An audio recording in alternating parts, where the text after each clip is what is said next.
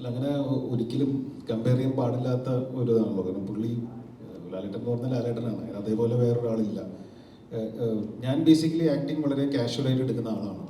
അത് ഞാൻ തുടക്കമേ മുതൽ അങ്ങനെ ശീലിച്ചാണ്. ഞാൻ അങ്ങനെ പഠിച്ച ആളൊന്നുമല്ല ആക്ടിങ് എന്താണെന്നുള്ളത്. ഞാൻ ചെയ്ത സിനിമകളിൽ ഞാൻ വർക്ക് ചെയ്തിട്ടുള്ള ഡയറക്ടേഴ്സിൻ്റെ മെൻറ്റർ ചെയ്ത് അല്ലെങ്കിൽ അവരെനിക്ക് കാണിച്ചു തന്ന വഴികളിലൂടെ സഞ്ചരിച്ച് പോയ ഒരാളാണ്. അപ്പോൾ ഞാൻ ആ കാഷ്വൽ രീതിയിലാണ് ഇതിനെ എടുക്കാറ്.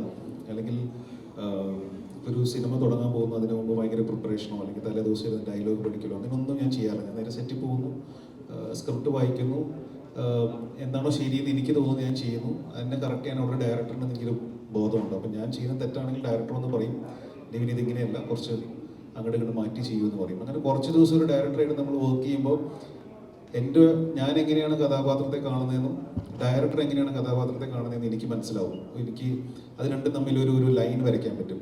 പിന്നെ ആ ലൈനിലൂടെ പോകാന്നുള്ളതാണ്. അത് ഫിക്സ് ആയി കഴിഞ്ഞാൽ പിന്നെ ഞാൻ അതിന് അത്ര ടെൻഷൻ എടുക്കാറില്ല സത്യം പറയുകയാണെങ്കിൽ അഭിനയിക്കുന്ന സമയത്ത്.